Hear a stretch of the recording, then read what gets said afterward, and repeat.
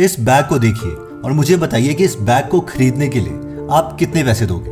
हाँ, ये बैग फटा हुआ है, लेकिन सवाल ये है कि आप पैसे कितने दोगे। 500 रुपए भी नहीं। एग्जैक्टली मैंने भी यही सोचा था, लेकिन इस बैग का प्राइस $15,917 है, यानी करीबन 12,73,360 रुपए। ये बैग इसलिए महंगा है क्योंकि इसमें ये लोगो लगा है LV यानी लुई वुइटन, जो कि एक प्रीमियम प्रोडक्ट है। और हाँ, अगर आप इस ब्रांड के जूते पहन लेते हो तो शायद करीना कपूर भी आपको नोटिस कर ले, जैसे कि कपिल शर्मा के शो में उन्होंने इन सेलिब्रिटीज के जूते नोटिस किए थे। जी आज सबसे महंगे जूते अक्षय सर के। आपके भी कम नहीं है। वो प्राडा के हैं। वो लुई विटॉन के। हाँ बस ऐसे ही। हम देख रहे हैं, नजर एक आंख इधर एक आंख उधर है। ओके, तो ये ब्रांड लुई वुइटन ओन करते हैं मिस्टर बर्नार्ड आर्नोल्ड, और इनके पास अभी $211 बिलियन है। और जिस समय मैं ये वीडियो बना रहा हूँ उस वक्त ये दुनिया के सबसे रिचेस्ट इंसान है। ये इतना ज्यादा पैसा है कि इसमें 2 मुकेश अंबानी और एक गौतम अदानी की वेल्थ समा जाए। तो शुरू से समझते हैं कि ये लुई वुइटन कौन थे और ये ब्रांड बर्नार्ड के हाथ में कैसे पहुंचा। देखिए, लुई वुइटन 1821 में फ्रांस के एक छोटे से गांव में पैदा हुए थे जिसका नाम था अंचे। इस गांव में कोई बिजली वगैरह नहीं थी। लुई के डैड एक किसान थे और माँ टोपियां सिलती थी। लुई की बहुत ही कम स्कूलिंग हुई क्योंकि उनका मैक्सिमम टाइम अपने डैड के साथ खेतों में ही जाता था ताकि ये लोग 2 वक्त का खाना खा सकें। लुई जब 10 साल के ही थे तो उनकी माँ की डेथ हो गई और उनके डैड ने दूसरी शादी कर ली। लुई को ये अच्छा नहीं लगा और 13 साल की उम्र में ही वो घर से भाग गए। उनका प्लान था कि पेरिस जाएंगे और वहां जाके वो एक बड़े आदमी बनेंगे, पर पेरिस उनके गांव से 200 किलोमीटर दूर था और उनके पास एक फूटी कौड़ी नहीं थी खाने के लिए भी। लुई को रास्ते में जो भी जॉब मिली वो करते रहे और एक बहुत अच्छी बात ये हुई कि एक कारीगर ने उन्हें नौकरी दे दी। वहां पर लुई ने लकड़ी, कपड़े और मेटल जैसी चीजों के साथ काम करना सीखा और इसी स्किल से लुई फ्यूचर में लुई वुइटन का पहला प्रोडक्ट बनाने वाले थे। लुई को फिर एक ग्रेट अपॉर्चुनिटी मिली। 1851 में एम्प्रेस ऑफ फ्रांस ने लुई को अपने ट्रैवल के लिए सूटकेस बनाने को दिया। लुई के लिए बहुत बड़ी बात थी कि उसे अमीर लोगों के साथ, रॉयल्टी के साथ काम करने का मौका मिला था। 33 की एज में मिस्टर लुई वुइटन ने शादी कर ली और पेरिस में उन्होंने एक दुकान खोली। उस वक्त पर मार्केट में 2 चीजें चल रही थी जिसका मिस्टर लुई वुइटन को बहुत फायदा हुआ। पहला था रेलवेज में तरक्की, जिसका मतलब था कि अब ज्यादा लोग रेलवेज में ट्रेवल करेंगे और अगर ज्यादा लोग रेलवेज में ट्रेवल करेंगे तो वो लुई वुइटन का सूटकेस भी यूज करेंगे। दूसरी चीज ये थी कि उस वक्त जितने भी सूटकेसेस थे वो ऊपर से डोम शेप के थे, यानी 2 सूटकेसेस को एक के ऊपर एक नहीं रखा जा सकता था। लेकिन मिस्टर लुई वुइटन के डिजाइन किए हुए सूट्स वो फ्लैट थे, यानी एक के ऊपर एक आप जितने चाहे सूटकेसेस रख सकते हैं, मीनिंग ट्रैवल में आसान। लुई के सूटकेसेस अब बहुत बिक रहे थे क्योंकि वो हाई क्वालिटी के भी थे।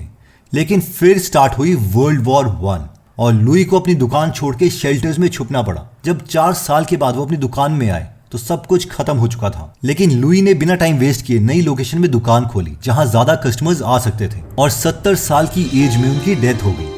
जी हाँ, लुई इस कंपनी को बस एक दुकान तक ही एक्सपैंड कर पाए थे। उसके बाद ये बिजनेस उनके बेटे जॉर्ज वुइटन के पास चला गया। लुई के एग्जिस्टिंग फ्लैट सूटकेस में एक और चीज जॉर्ज ने ऐड करी और वो था एक अनब्रेकेबल लॉक। और ये इसलिए था ताकि लोग ट्रेवल करते वक्त कीमती सामान भी ट्रेन से ले जा पाए और चोरों से ये सिक्योर रहे। जॉर्ज ने एक और चीज नोटिस की कि उस वक्त एक कोको शनेल नाम की लड़की नए नए लग्जरी प्रोडक्ट्स ला रही थी, जैसे कि परफ्यूम और हैंडबैग्स एक्सेट्रा। जॉर्ज ने सोचा कि क्यों ना सूटकेस के साथ साथ हम भी हैंडबैग्स बनाएं।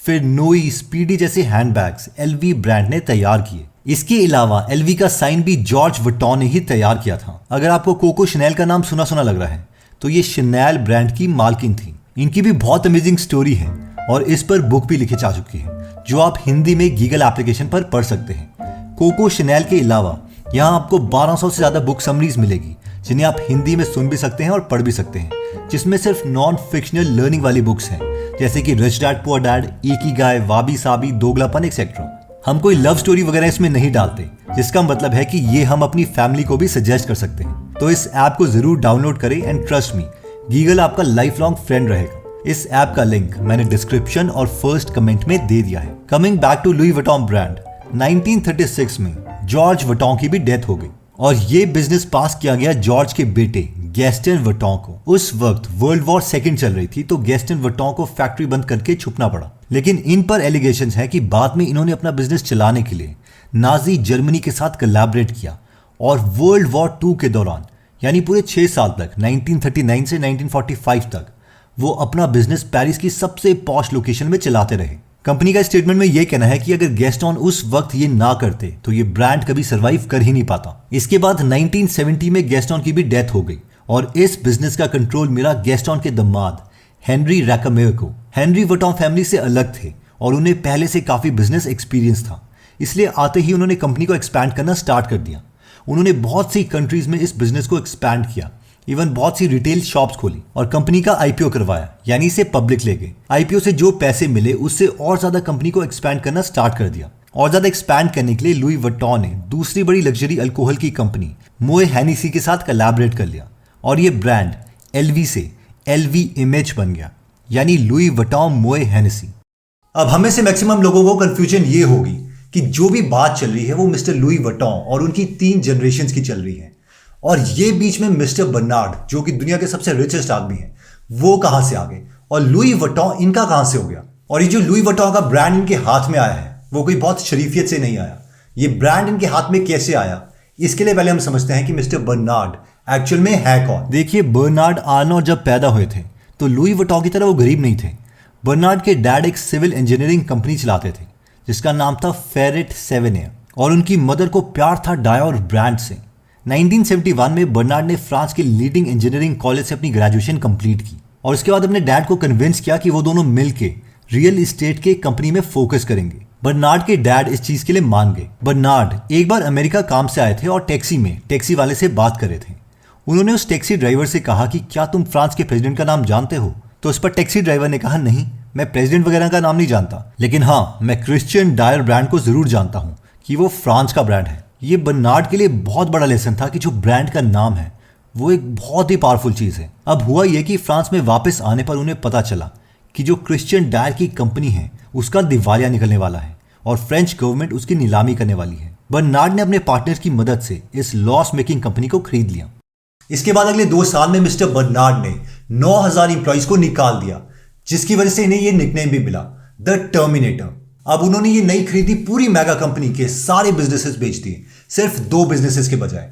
पहला था क्रिश्चियन डायर और दूसरा था ली बॉन मार्शे। 1987 तक आते आते बर्नार्ड ने इस कंपनी की दिशा चेंज कर दी। ये कंपनी प्रॉफिटेबल हो गई और इस कंपनी ने $1.6 बिलियन का रेवेन्यू किया। इस समय तक बर्नार्ड गैस्टन वुइटन के दामाद हेनरी रैकमेयर के फ्रेंड बन चुके थे और जब एलवी और इमेज ब्रांड का मर्जर हुआ था तो हेनरी ने तो ये सोच के मर्जर किया था कि इमेज के साथ कंपनी मिला के वो जल्दी से ग्रो करेंगे, लेकिन हेनरी की मोए हेनेसी कंपनी के प्रेसिडेंट के साथ बन नहीं रही थी। वो इतने फ्रस्ट्रेट हो गए कि उन्होंने अपने पुराने फ्रेंड बर्नार्ड के बारे में सोचा कि ये सिचुएशन में उनकी हेल्प करेंगे। हेल्प का तो पता नहीं, लेकिन उस वक्त बर्नार्ड LVMH ब्रांड में बहुत इंटरेस्टेड हो गए थे और वो इस कंपनी का पूरा कंट्रोल चाहते थे। 1988 में बर्नार्ड ने $1.6 बिलियन खर्च करके एक होल्डिंग कंपनी बनाई। इस कंपनी ने धीरे धीरे LVMH के शेयर्स खरीदना स्टार्ट कर दिया जो कि पब्लिकली अवेलेबल थे। 24% LVMH के शेयर्स इस कंपनी ने खरीद लिए। इसके बाद बर्नार्ड ने $600 मिलियन और खर्च करके LVMH के 13.5% शेयर्स और खरीद लिए, जिससे वो पूरी कंपनी के सबसे बड़े शेयर होल्डर बन गए। जब ये बात हेनरी को पता चली तो उन्हें बहुत गुस्सा आया और उन्होंने बर्नार्ड के ऊपर केस कर दिया, लेकिन कोर्ट में ये केस बर्नार्ड जीत गए। इसके बाद बर्नार्ड ने कंपनी का एक्सपेंशन स्टार्ट कर दिया और 11 सालों में कंपनी के प्रॉफिट को 5 गुना कर दिया। उन्होंने एक के बाद एक लग्जरी ब्रांड्स की कंपनी को खरीदना स्टार्ट किया। 1994 में LVMH ने परफ्यूम फर्म गुरेलेन को खरीदा, 1996 में लो को, फिर मार्क जेकोब्स को, फिर सेफोरा को, फिर थॉमस पिंक को, फिर एमिलियो पुची, फेंडी, DKNY और फिर ला सेमरिते। 11 दिसंबर 1999 में न्यूयॉर्क में द मोस्ट फेमस 24 मंजिला LVMH टावर भी बनाया गया। इतना ही नहीं, बर्नार्ड की नजर इटालियन लेदर कंपनी गुची पर भी पड़ी और उन्होंने छुपके से इसके शेयर्स खरीदना स्टार्ट कर दिया और 5% तक गुची के शेयर्स खरीद लिए। जैसे ही गुची को इस साजिश का पता चला तो उन्होंने इसे क्रीपी टेकओवर की साजिश कहा। जैसे ही असलियत सबके सामने आई तो बर्नार्ड रुके नहीं, उन्होंने गुची के शेयर्स 34.4% तक खरीद लिए। गुची को फिर एक नई टेक्निक का पता चला कि अगर वो अपने एम्प्लॉइज को और शेयर्स दे दे तो बर्नार्ड के जो गुची में परसेंटेज की टर्म्स में शेयर है वो कम हो जाएंगे। सितंबर 2001 तक यही चलता रहा। फिर बर्नार्ड ने गुची के सारे शेयर्स $700 मिलियन के प्रॉफिट में सेल कर दिए और गुची का सपना छोड़ दिया। LVMH अभी 70 से भी ज्यादा ब्रांड्स को ओन करता है और 1.5 लाख से ज्यादा लोग इनके लिए काम करते हैं।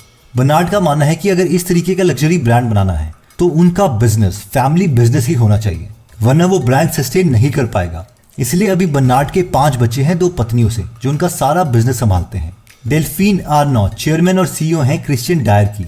Alexander Arnault EVP Tiffany and Co के चेयरमैन हैं। एंटोइने आर्नो सीईओ हैं क्रिश्चियन डायर एसई के। फ्रेडरिक आर्नो सीईओ हैं टैग ह्यूअर के। जे आर्नो डायरेक्टर हैं लुई वुइटन वॉचेस के।